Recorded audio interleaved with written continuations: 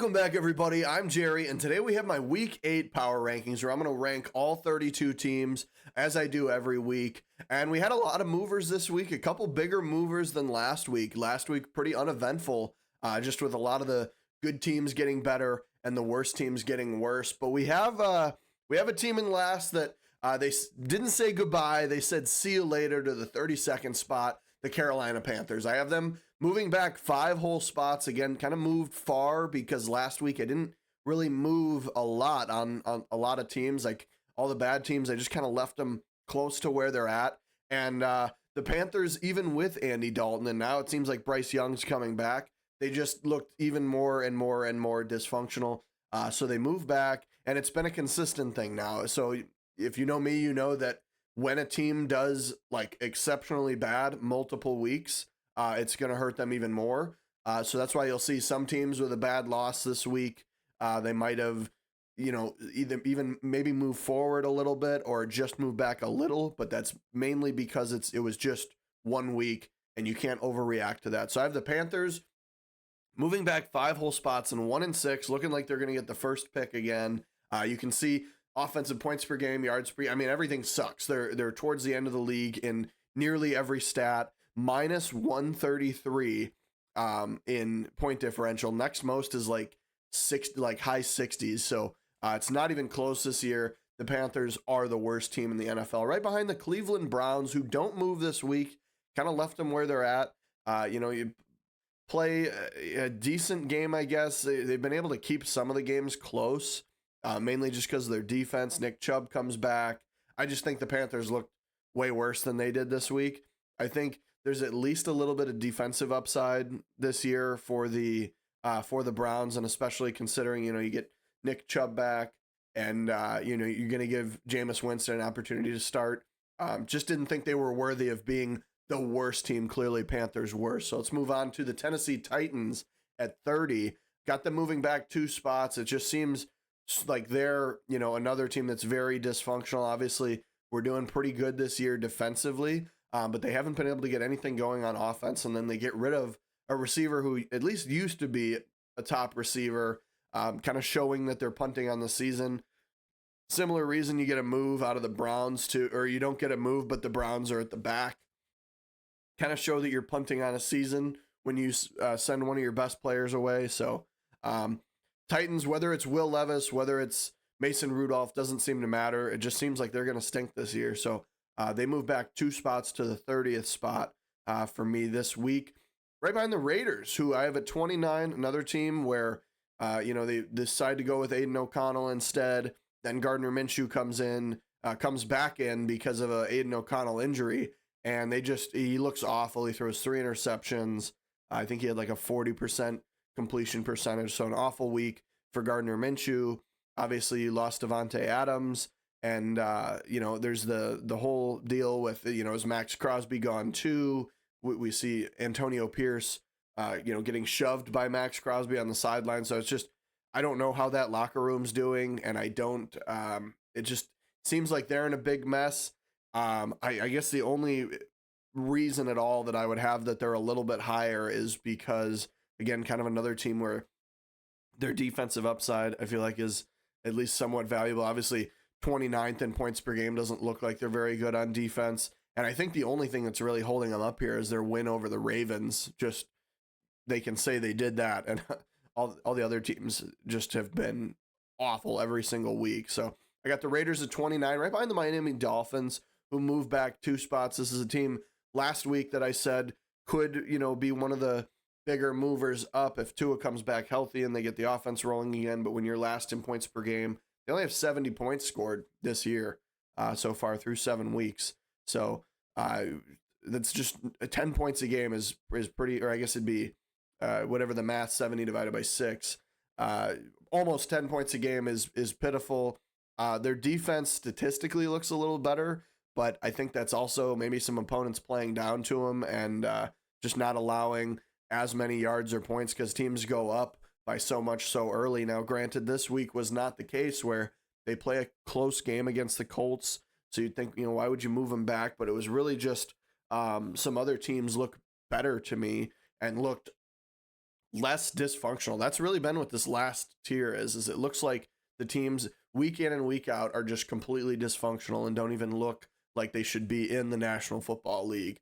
And then I'll tell you about that right now, about one of our biggest movers of the week in a loss, the New England Patriots.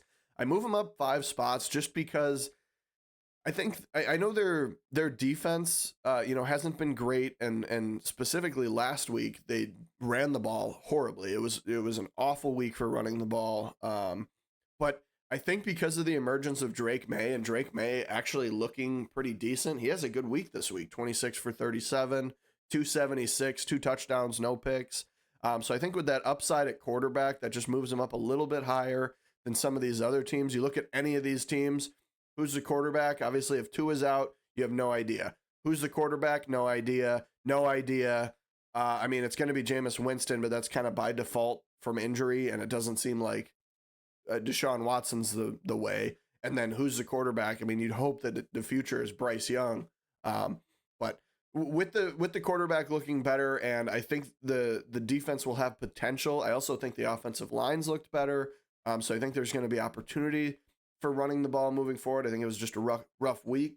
I think the Patriots last week, although a big loss, 16-point loss, I think they looked better than all the teams behind them. So they do end up still right behind the Jacksonville Jaguars. Obviously, Jags get a win, deserving to me to be ahead of the team if they're right next to them. So I keep them ahead, and they move up 4. It's one of those wins where, it's cool, they got a win, and they were the longest team in the league that was completely defeated. I believe they made it to 0-4. Obviously 2-1 in their last 3. So good news for them, I guess, that they're actually getting some wins on the board, not looking like they're going to be up for a top pick. I still think Trevor Lawrence has to play better, and this game was kind of carried by the run game, and I don't think that's going to work every single week, especially with how poorly the defense has been playing. So they need to get better, but they are better than the Patriots and those other fraudulent, shitty teams behind them. Next, we have the New York Giants, who do get absolutely murdered by the Philadelphia Eagles, mainly the Eagles defense, which has not been a thought at all this year. But I only move them back 2 spots because they actually were, I don't know if I could say they were looking like they're going to turn a corner, but they looked like there was like upside there where every week their defense had played better. As long as their offense played a little better, they'd be better. And Malik Neighbors, although the leading receiver, kind of seemed like he was missing. I believe he only had 4 receptions, like 60 yards or something. So very off game for him. And then that was also most of the team's yards because they only were able to put up 119 yards in this game. So, excuse me. But I think the other loss, Devin Singletary plays in the game, and Tyrone Tracy plays, and they just were both awful. People had stock really high on Tyrone Tracy, and I think he had a couple good weeks, but I still think Devin Singletary should be the guy, should get more snaps. So Giants, really bad loss this week. Not going to overreact. They're kind of riding right on this fine line of this dysfunctional team for me, because it looked like they could have been getting better. It looked like they could have. Just after this week, it did not seem like it. So I have the New York Giants at 25, right behind the New York Jets, who I left where they're at because it was basically because other teams moved back, and I didn't think that they were. They lost, so I just didn't think. I don't think they're worse than the Giants. That's really the only explanation that I have for that. It just doesn't seem to me like the Jets are worse than the Giants.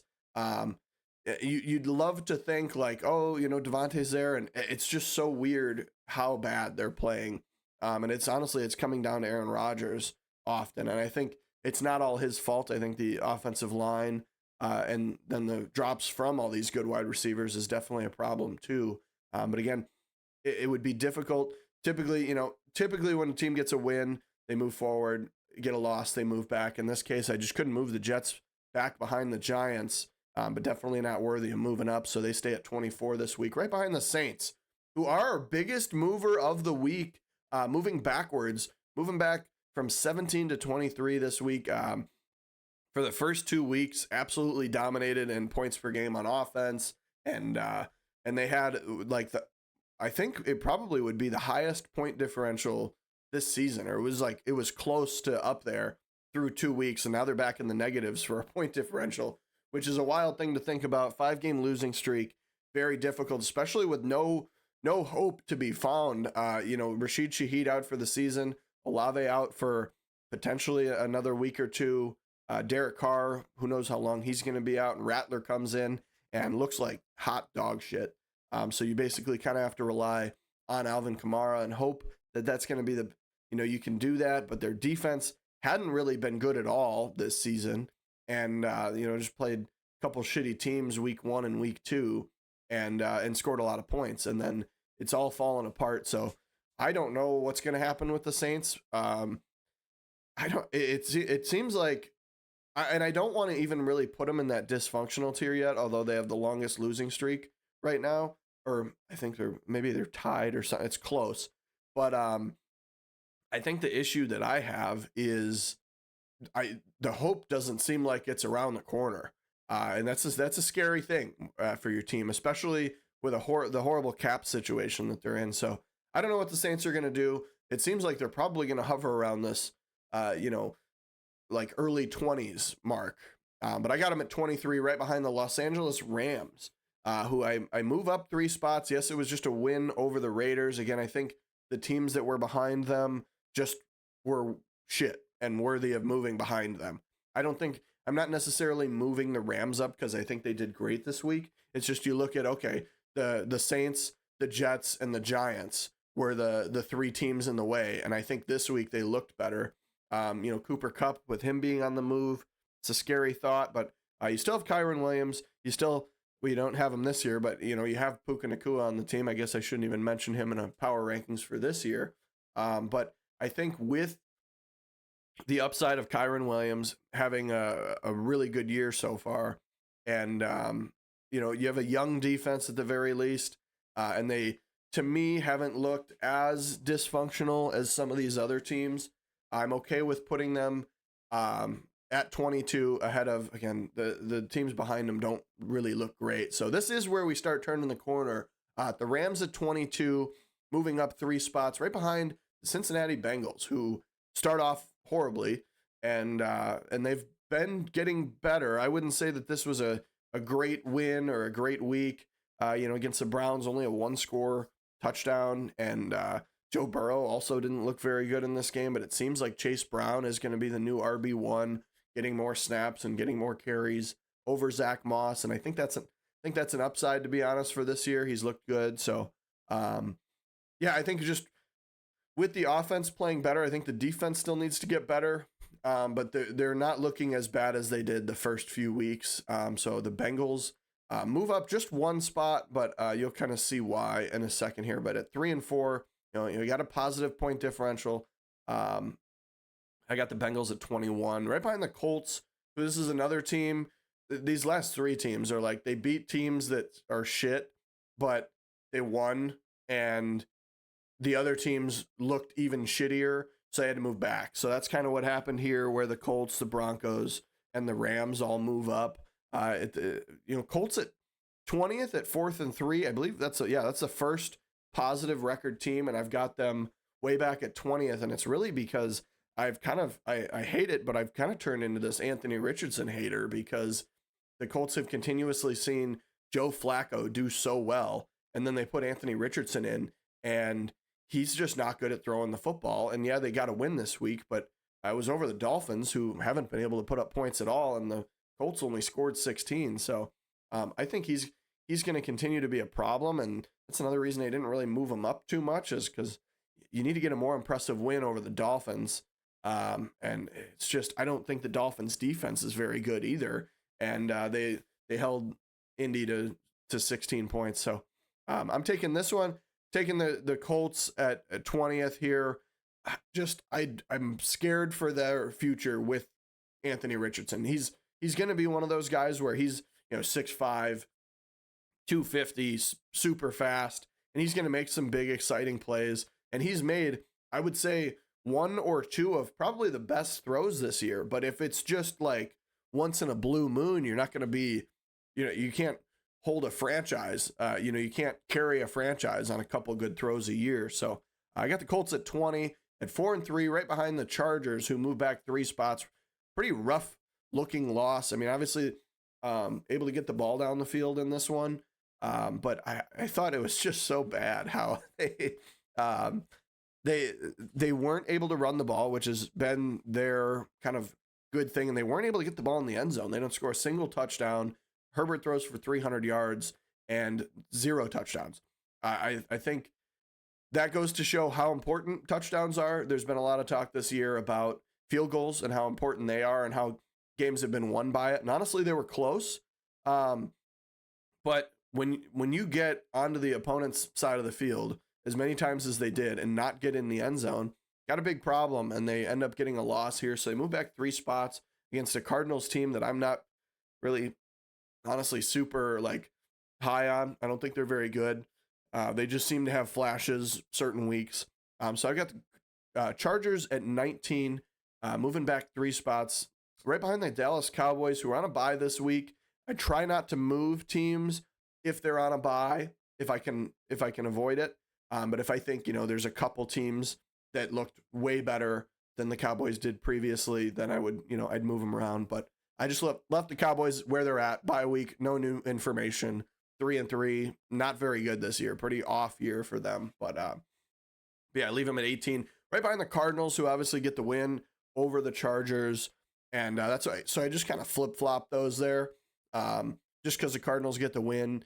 And yeah, I have a 3-4 Cardinals team at 17, and we just talked about how the Colts are 4-3, and I've got them at 20. But I think when the Cardinals have flashed, they've looked good. It still looks like Kyler Murray is going to be the quarterback. He said he needs to have the ball in his hands more, and I would really only agree if he's going to start targeting Marvin Harrison. He's a weapon on offense, and he's not utilizing him properly. But I think James Conner has done really well for the team this year too. I think their defense needs to pick it up. You basically, when you name players on their defense, you go, okay, Budda Baker, Zaven Collins, and then that's really it. You don't have their defense.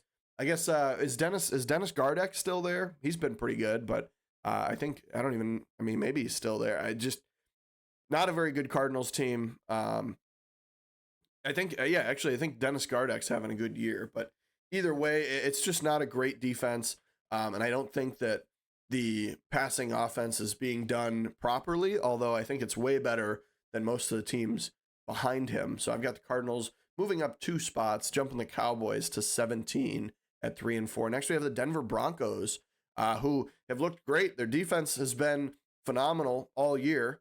3rd in points per game, 3rd in yards per game. But then you just murder the Saints, and not that the Saints have had a good defense this year, but they were just putting up points, and I think they're finally starting to put it together. Javonte Williams looked better this week, which I think needs to happen.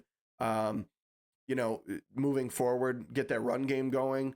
Jaleel McLaughlin's fine, and there's definitely games where it seemed like he looked better. But I think for this ground and pound, sort of, what Javonte Williams could do, I think it's going to be necessary for him to keep doing well. Bo Nix seems to be improving week in and week out. Yes, there's definitely still a lot of mistakes there. And this game, honestly, it was pretty ugly early on. Obviously the Broncos ran away with it, but early on there was just so bad passes for a Thursday night football game between Rattler and Bo Nix here. But I got the Broncos, one of the bigger movers up in this one, moving up 4 spots to 16, and a big win over the Saints. Again, not that the Saints are this great football team, but just the offense clicking with how well the defense has been playing. Starting to see the offense click is a great thing for this team moving forward. They're 4-3, and they're 16th on my list. Next, we have the Atlanta Falcons, who moved back 3 spots in a pretty ugly loss this week. You have Kirk Cousins turning the ball over at a rate that he never does, and you still good on the ground game, but their mistakes basically what caused them to lose the game. 2 picks and a fumble for Kirk, and he doesn't do that. So don't like to overreact to it. This is kind of a tough one, obviously, as my voice cracks there. Move back 3 spots. I think this one's definitely one where it's partially because of how bad the Falcons looked, especially defensively, as well as, Kirk Cousins not having very good ball security. But then the teams ahead of them actually looking better, like the Seattle Seahawks after going 3-0, then going 0-3. They have a big win here. And again, you get a win over the team that's near you on my power rankings, typically going to pass them. So the Falcons and the Seahawks were very close. Well, you know what? Recency bias, they just beat them, and it was a big win too. So I take the Seattle Seahawks over the Falcons, and obviously we're able to take the ball away. Struggled on defense so far this year, but we can get DK Metcalf the ball on some big plays. You have JSN throw him a ball, some creative stuff being thrown in there. Geno Smith is on pace for a 5,000-yard season, and Kenneth Walker has been running the ball all over people. So when you put all that together, starts to make the Seahawks sound like a top 10 team, although their previous 3-week don't really reflect that. So I got them at 14, moving up just the one spot for this week. But if they play like they did, next week or in the weeks to come with, the same way they did this week, I think they'll definitely move up more. And I think this is, you're kind of getting into the potential top 10 team. Next one's the Chicago Bears, other team on the bye week. I believe they're one of the only teams that are top 10 or I guess it'd be top 12 in points per game on offense and defense. So kind of impressive stat for the Bears there, obviously on a bye week this week. But yeah, this is a team, didn't move them because they're on a bye week. So was able to move the other teams around so they stay where they're at, didn't play. Next we have the Pittsburgh Steelers, who kind of do the flip-flop. I do have them jump the Bears, not because I think that they're significantly better than the Bears at this moment, but I think with how good Russell Wilson looked in his first game, I thought it warranted moving up. And with the Bears right there, I was like, yeah, they can pass them, and they passed the Falcons as well in that. So I think they were very worthy of it with how good their win was in this one. Their defense has been playing like really good, like top tier defense this year. And then to see their offense put up 37, just starting to look good on both sides of the ball. Not that they haven't so far all year, but I still had some questions to how the offense was being run under Justin Fields. With mainly being a lot of short little dink and dunk stuff and still being kind of a first read guy, relying on the run. And granted, this one relied on the run too, but they put up the most points they have this season. And I think being able to do it on offense and defense is very important to me in my power rankings. So that's why they move up 2 spots to 12, right behind the Philadelphia Eagles, who they get a massive win over the Giants. When you're already up at 11, I don't know. It was a good win, and it was also really good for their defense, because their defense to me had been one of their downsides this year. But I just think it looked like a really bad week for the Giants, and this unfortunately is one of those situations where I looked at the top 10 teams ahead of them, and I just couldn't put them ahead for me yet. With looking at all the other games, you look at all the other games they played, and it's like, you have some pretty close wins against teams that you shouldn't be in a 1-score game against. And they beat the Packers, but other than that, you don't have too many like huge wins this year, especially separating yourself as far as the score goes. And so you need to do that more for me to get yourself into the top 10. And that makes me sound like a fucking idiot about this next team, the San Francisco 49ers. But I don't really have a great way to explain this to you, but it's tough for me to take them out of the top 10.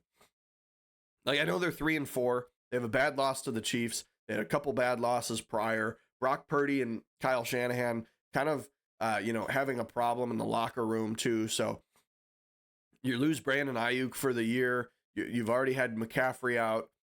So there is a lot of issues. I just couldn't move them out of the top 10. I think probably the closest of my power rankings that I would potentially move is I would move the 49ers behind the Eagles and put the Eagles in the top 10. Like, looking back, yeah, probably should have done that, but I do have the 49ers at 10 this week, moving back 3 spots, and our highest rated 3-4 team this year at 10. Next, we have the Tampa Bay Buccaneers, who moved back a spot.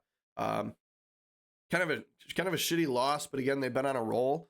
So I leave them up, pretty high, because their offense has been rolling. Playing a team like the Ravens, the big hurt And I think what could send them backwards, I mean, we're looking at putting the Eagles up here in the 9-10 range potentially. I don't factor in injuries unless, they're season ending. And I have to see, for me, if there's an injury, like a major injury, I got to see the team without the player. If the team's worse, they're going to move back. But I'm not just going to say, oh, Chris Godwin got injured with 43 seconds left, so that's going to hurt him in the power rankings. They did make a miraculous comeback. Obviously, it still only got within 10, but at least made it look like a game at the end against the Ravens, who have been on an absolute roll so far. So, so I have the Buccaneers. They do drop to 4-3, but they're still up at 9 just because of how dominant their offense has been. Defense needs to step it up, but they move back to 9, just one spot.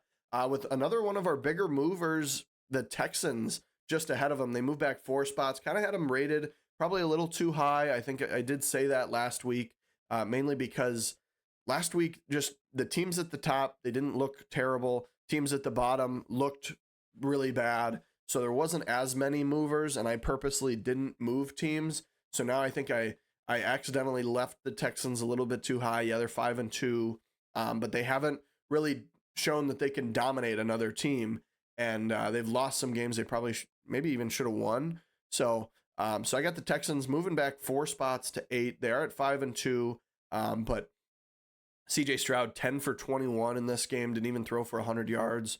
So just a very, very tough game. Obviously was able to keep it close against the Packers, which I think is impressive. But this is another situation where you've got 2 teams on my power rankings that are very close. They happen to play each other. So the Packers move ahead of them 3 spots, which unfortunately, being a Bears fan, I've been kind of high on the Packers this year because I was impressed at how well the team played when Malik Willis came in. And that, to me, kind of showed me that as a team, they can do very well. And you've got Jordan Love as your quarterback, and he's actually been, he's been a gunslinger. He's just been throwing it around, throwing interceptions left and right, but he's also putting up a lot of points, making great throws, kind of making those, like, ballsy, actually, it was one of the probably tightest window throws of the year into the end zone where the wide receiver's diving and Tucker Kraft, so tight end, I guess, dives and catches it. But there was a defender that dove and it looked like it brushed his fingertips. It was just incredibly close. And so just a lot of nice tight window throws and good throws for Jordan Love. Unfortunately, some of those result in interceptions, and that's what happened. That's what has happened this year. But I do move them up 3 spots. And I think the Packers have been a good football team. And obviously, when you beat the Texans very close to them in the power rankings, a lot easier for me to move them up. So I move them up 3 spots to number 7, right behind the Washington Commanders, who it's just like, why wouldn't you move them up? They now lead the league in point differential. They're number 1 in points per game on offense. They're actually tied with the Ravens in points per game. But yeah, I mean, I've got them at 6. Yeah, it was a win over the Panthers, but that's the games that we have to go off. Unfortunately for some of these teams, even if they played a bunch of shitty teams, that's still, I mean, they still are winning the games and they are dominating the teams that they're playing. So it's not like if they're playing a bad team, they're just barely winning like the Texans have done this year. But even when they play, a good or bad team, they'll like, even if they barely beat a good team, that's a positive for me. But if they blow out a bad team, also a big positive. You need to be able to do that.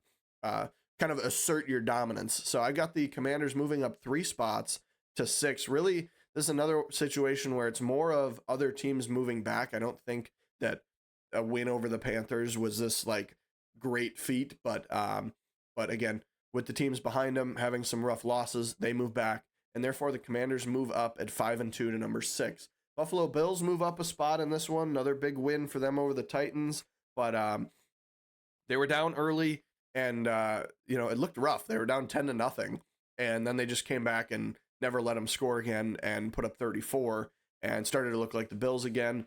Josh Allen, to me, should be more talked about for MVP. Obviously, Lamar is the big talk because he's honestly having a phenomenal, great season that, could likely at this rate be better than his previous MVP years. But for a guy in Josh Allen through 2018 to 2023, having the most interceptions, 5-year span, in the NFL to be, 7 weeks in and not have a single interception, still has 12 touchdowns, and doesn't really have a wide receiver one. Obviously, they acquire Amari Cooper, but I think it's been very impressive. I think their defense is okay still, and I definitely lied about the top 12 in points per game in offense and defense, because I just saw the Packers were 7-10, the Bills are 5-8, but that's okay. Bills are showing that they're still a great football team, despite not, missing some key pieces from their defense last year. Defense still playing well and not needing to play as well with how well the offense has done despite some injuries. James Cook. So I got the Bills moving up one spot to 5, right behind the Baltimore Ravens, who also move up. Dominant win over the Buccaneers. Obviously, the Buccaneers kind of show up at the end. I think the defense is going to need to be better. I know their offense is seemingly impossible to stop, and it seems like they could just put up 40 points every week, and they very well just might. I think in the playoffs, you're going to run into situations where that doesn't happen, and they're going to need to get better on defense. But for now, it seems like they're just going to keep moving up with how dominant the backfield of Lamar Jackson and Derrick Henry is. So they move up one spot to 4, right behind the Minnesota Vikings, who move out of the number 1 spot. They held it for a couple weeks. And I screwed up on the text there. It looks like their yards per game on defense is 19. That is odd. But anyway, they moved back 2 spots in a loss to the Detroit Lions. The Lions have been on a run. Minnesota Vikings, their offense has consistently went down this year, although, still getting wins in prior weeks. Their defense has been a big part of it. But the Minnesota Vikings at 5-1, getting their first loss. They do move back 2 spots, not super far, but they do move back right behind the Kansas City Chiefs.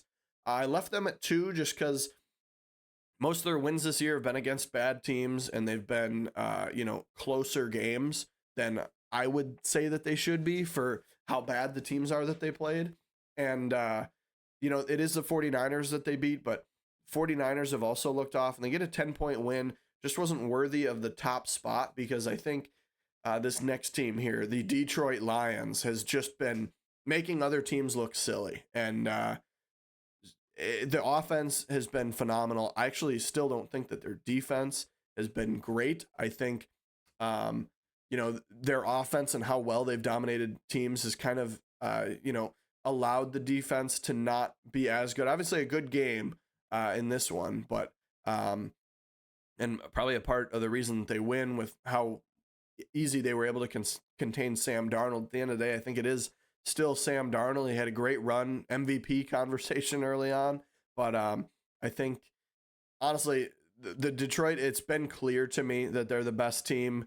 Probably for the past 2 weeks, they just finally make that move up with how good they play, and you beat a good team and beat the top team in the Minnesota Vikings. So worthy of moving up to number 1, and this is probably their first time ever for me that they've been in the number 1 spot. So good on the Detroit Lions, 5-1, leading my power rankings. So let's go over all the teams here. Again, we talked about how the Eagles could probably be ahead of the 49ers. We talked about, what else do we have here?